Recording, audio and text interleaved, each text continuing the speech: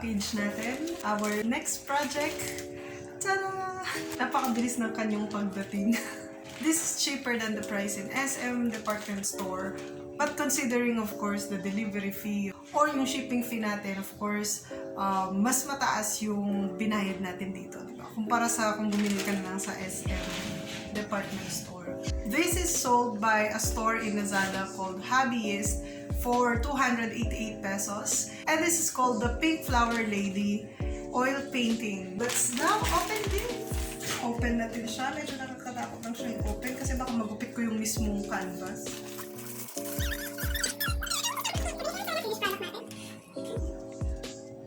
Yan yung goal. Hindi lang natin alam kung ganyan din siya lilitaw. Pero this is a lady, tapos yung kanyang head is flowers. Diba? Some...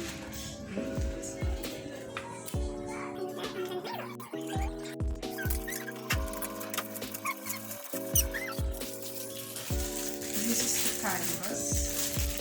And these are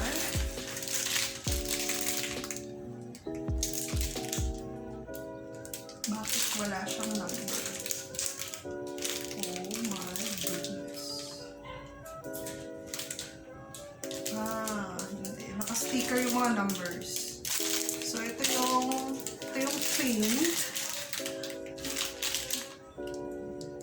Walang number. Meron siyang number. Meron siyang number. Kaso, sticker. Ayan, sticker siya. Unlike dun sa dati, yung sa SM department store na binili, naka-print yung number sa bawat tawag dito container. Basta yun. So, sana hindi matanggal yung mga stickers na yan. Buksan natin siya. And likewise, meron din siyang tatlong small brushes like this. And yung hook. So, let's compare this one. Ganito yung canvas niya. Para siyang, mas white siya kesa dito. This one, parang katsa talaga yung datingan natin. This one, painted canvas. Kulay white siya. Whitey. And para siyang elastic. But this one is parang canvas. Canvas talaga, yung canvas na material. Hindi naman pala tayo maliligaw dahil meron na siyang slight color. Kudos to the packaging, no?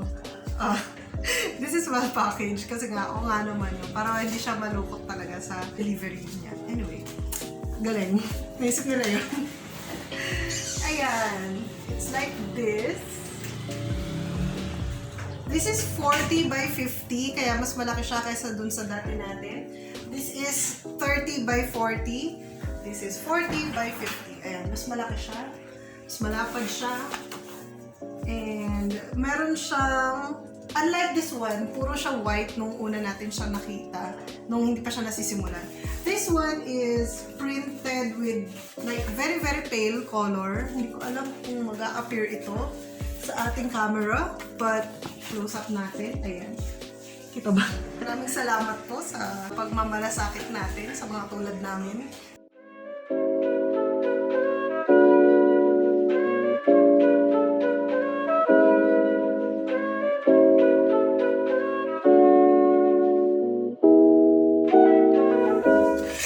Yung may ruler ka na, may lapis ka na, pinupi-tupi mo pa, pero hindi talaga siya pantay. Ayan, niline na natin siya. Tapos niyan, para may natatapos tayo, isa-isahin natin yung mga yan. Yung mga squares na yan. Yan yung mga mini goals natin for the day. Para nabubuo natin siya. Let's start! Hello! We're now on this blank wall in our bedroom. And ito yung wall na hindi natin masyadong ginagamit. Nasa paanan nito ng bed itself. And you are on the bed. So, iti-tape na natin siya. Susukatin ko lang yung eye level ko para hindi masyadong strenuous sa ating neck and back. Di tulad nung nakaraan nating video. So, let's do that.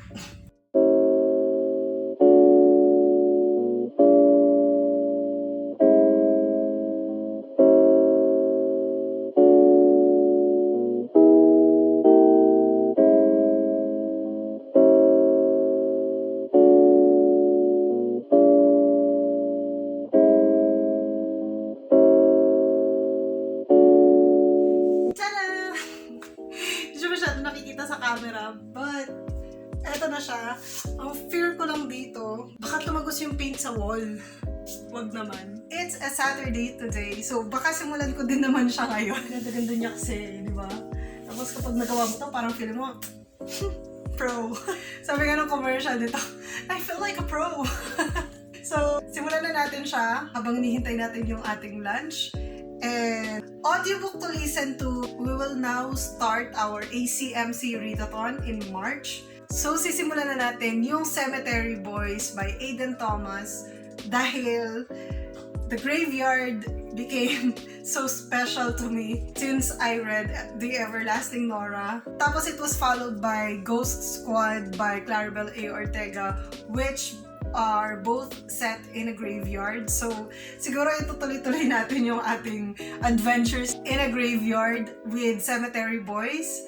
And this is also said to have LGBTQ representation and is rich in Latinx culture. And yun na yung unahin natin sa lahat ng mga audiobooks natin in our ACMC or Animal Companion / Mythological Creatures Readathon for March. So without much further ado, let's now call in our montage. See you around!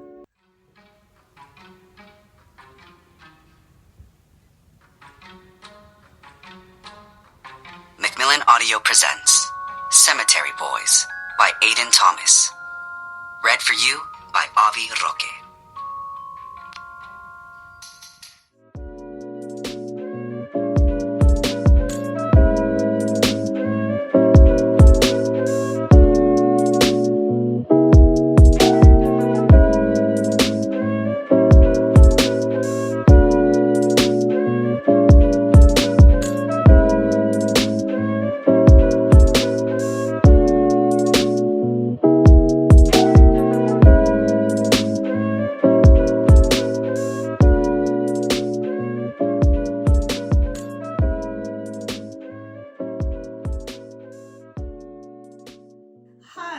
Reading update. We are now on chapter 4 of our audiobook, which is The Cemetery Boys by Aiden Thomas, and I'm really enjoying it. And it's so rich with the Latinx culture, and yung animal companion na nandito is yung cat niya, na I forgot the name but it sounds like Pulgoso. Mari-mari ko ba yan? So, nakalimutan ko yung pangalan ng cat. But I'm really happy dahil pasok siya dun sa ating Latinx or Latin America / LGBTQ prompt para sa ating ACMC Readathon or Animal Companion / Mythical Creatures Readathon. And this is the kind of ghost stories that I will read because I scare easily, but kahit may mga ghost dito sa ating kwento, hindi ako natatakot because the brujos are here para i-ward off yung mga ghost or spirits of this world. And yun, nag-enjoy talaga ako dito sa kwento na to. But the painting, we will do it every week. So for this week, we will try to finish yung first quarter of our painting. So without much further ado, let's now continue our painting. Bye!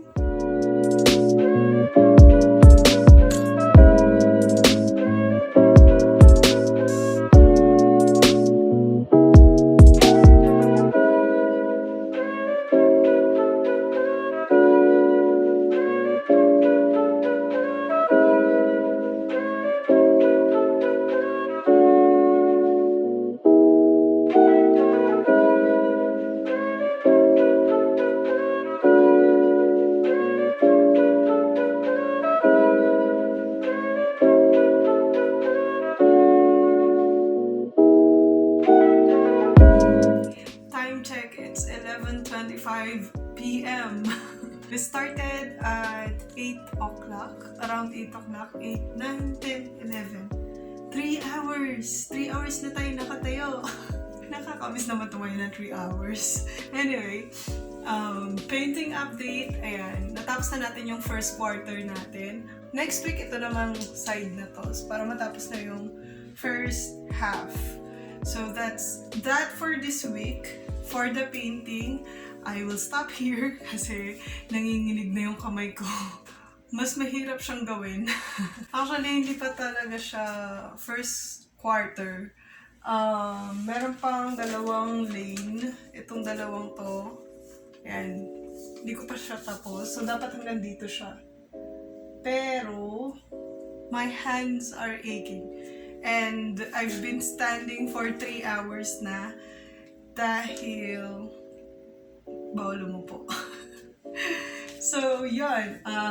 That's that. I'm loving it.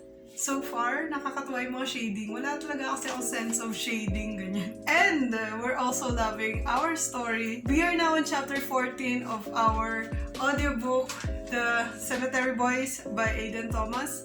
And yeah, we're loving it. Super enjoying it. And the plot for me and the characters are just so engaging. And the mystery that they are trying to solve, parang gusto ko sumama sa adventure nila, Yadriel and Jules. And I smell something fishy sa kanyang tiyo. So, sana hindi totoo yung nararamdaman ko tungkol dun sa kanyang tiyo. But we're just too familiar with betrayal stories. So, baka may betrayal. But if there will be, that would be a good plot twist. But I will be heartbroken. Parang magiging favorite ko tong book na to. And that's that for The Cemetery Boys, and that's all for this painting. Bye!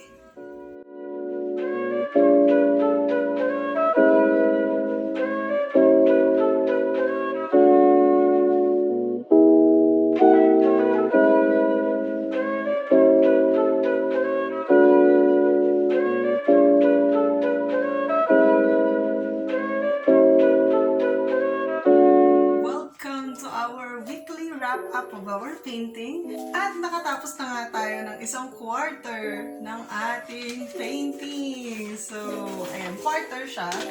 Natin natin siya sa quarter. Tapos ito na yung mga natatapos natin. Ayan. So, for that part, ito na yon. At ang week 2 natin is going to be this part. Malas ako sa frame. Ang week 2 natin is going to be this part, but we will be doing that next week dahil sobrang hirap niya. The command on the brush. Ang hirap nilang gamitin. Sobrang liit ng details, lalo na more of this, unlike dun sa Paris at Night painting natin na parang mga dots, more on dots and squares. This one, puro sila mga lines. And sabi ko nga, may ruler na nga, hindi pa rin pantay yung lines ko. What more kapag brush, diba? So, ang hirap niyang gamitin. Gamit na gamit itong maliit na brush na to. And they are mostly lines. And unlike dun sa Paris at Night painting natin na art therapy, bawat part ng kanyang guide ay may number. In this case, isang beses lang lilitaw yung number, tapos bahala ka na kung hanggang saan yung color na yun.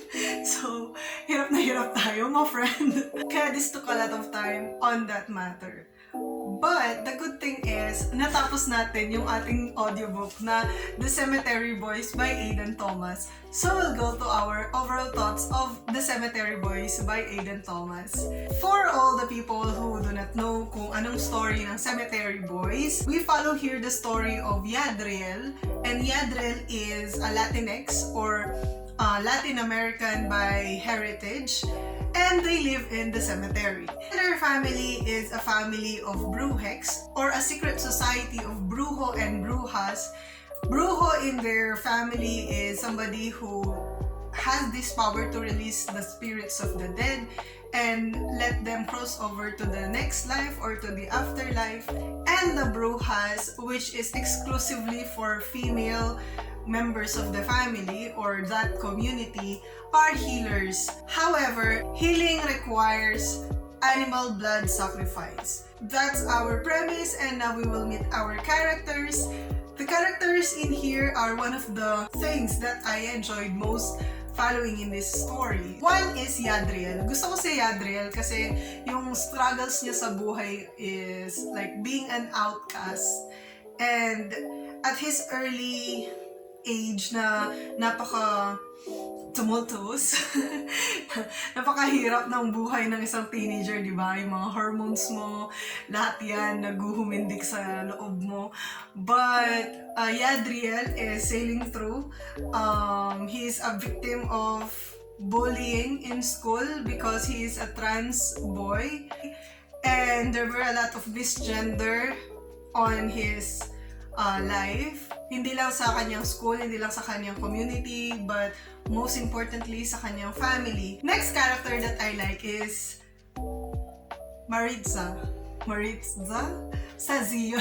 Maritza. So Maritza is a female vegan. So hindi siya naging bruha, like full-fledged na bruha, kasi kailangan nga ng animal sacrifice, and Maritza is a vegan. So, ayaw niya mag-sacrifice ng mga animals just to heal somebody. Which is really cool, di ba? And I like Maritza and how she is always there for Yadriel and always taking his side, but still a smart person. I really like how practical she is. And then lastly, we have Julian or Julian? Julian is now the spirit of this bad boy na nasamon ni Yadriel. Ano daw? Ang gulo ng plot ko. Basta, so yun, si Julian ay isang complex character and I like his complexity. I like how gray he is sa kanyang mga aspects sa buhay. Yung buhay ni Julian ay isang telenovela. He was an abandoned teenager, but he still has a good heart for taking care of his friends.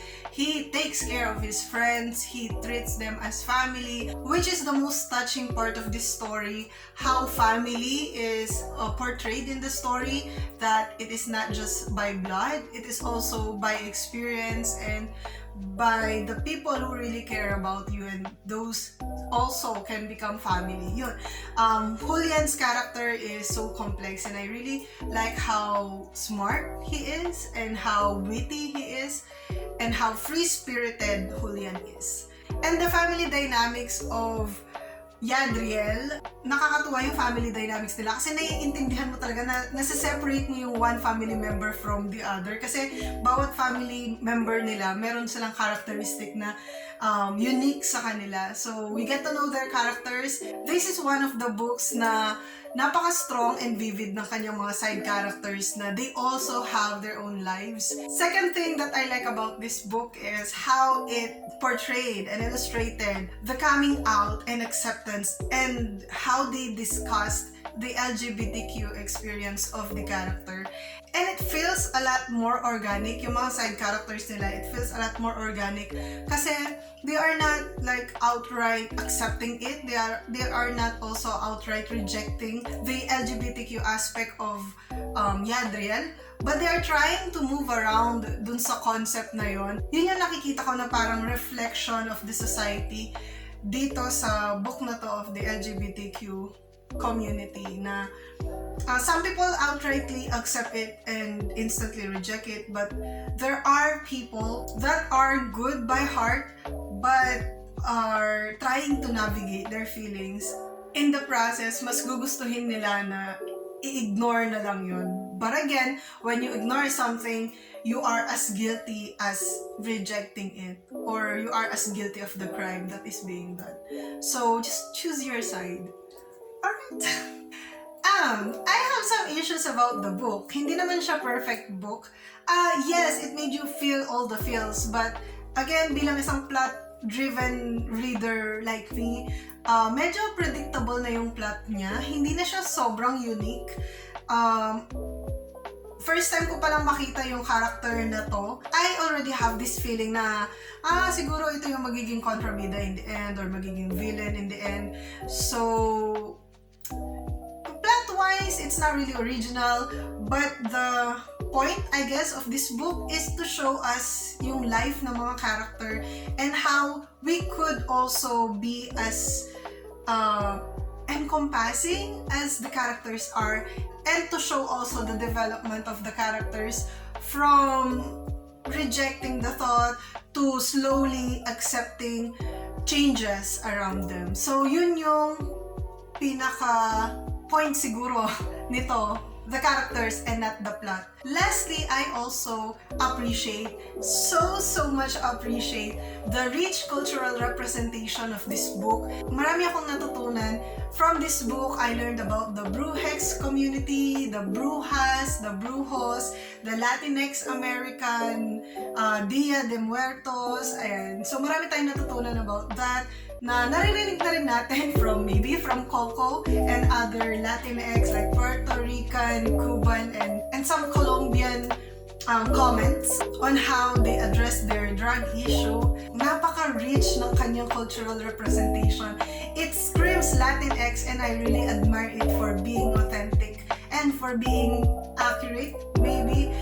I'm not sure, I haven't done my research, but it sounds cool and it sounds accurate for me while I was listening to it. So, I still recommend this book to a lot of people, lalong-lalo na sa mga tao na naghahanap ng mga diverse books. This one, The Cemetery Boys by Aiden Thomas, is worth the readings and worth the hype. Sana matry ninyo and happy reading for everybody. See you next week! Bye!